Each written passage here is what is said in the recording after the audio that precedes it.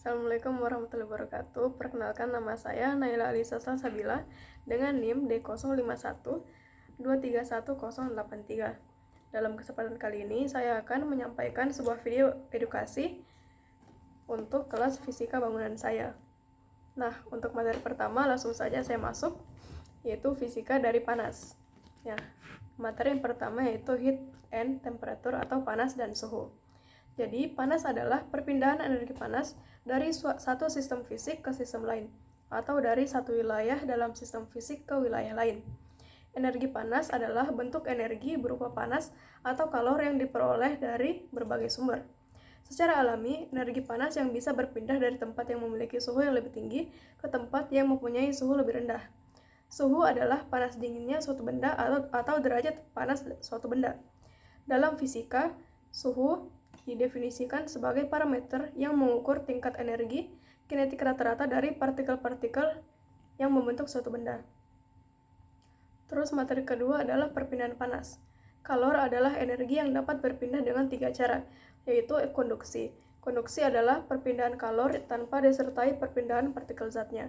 Terus ada konveksi. Konveksi adalah perpindahan kalor secara aliran yang terjadi pada zat cair dan gas. Terus yang terakhir ada radiasi. Radiasi adalah perpindahan kalor yang disampaikan tanpa zat perantara. Terus ada kelembapan.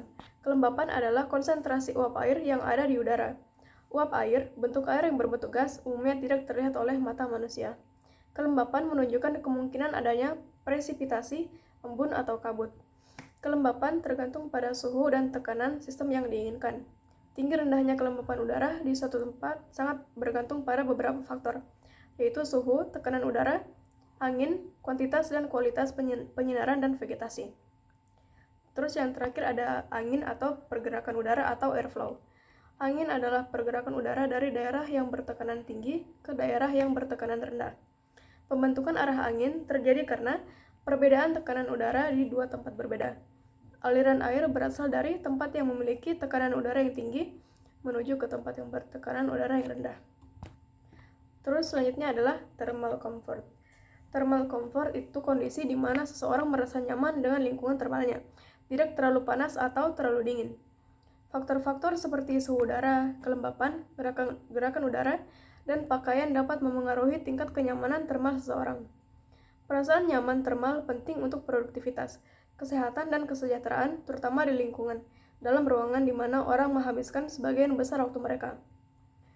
Terus, kita lanjut ke materi yang ketiga, yaitu thermal behavior. Perilaku termal bangunan mengacu pada bagaimana bangunan merespons panas dan dingin dari lingkungan sekitarnya.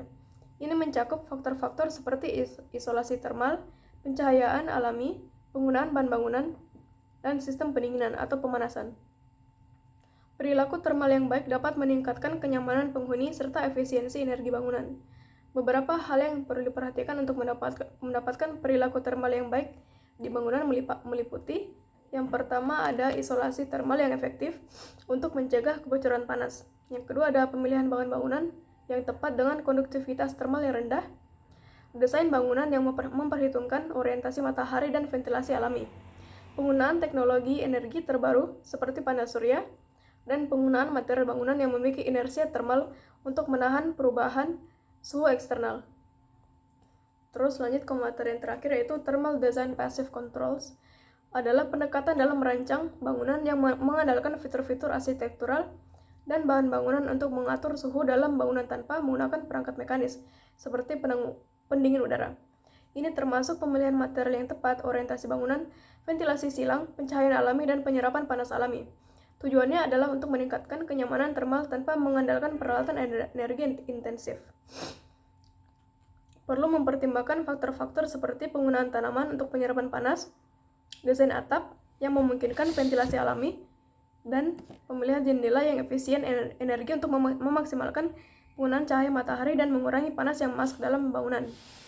Semua ini bertujuan untuk menciptakan lingkungan interior yang nyaman tanpa tergantung pada penggunaan pendingin udara. Nah, sekian dari materi yang bisa saya sampaikan pada kali ini. Wassalamualaikum warahmatullahi wabarakatuh.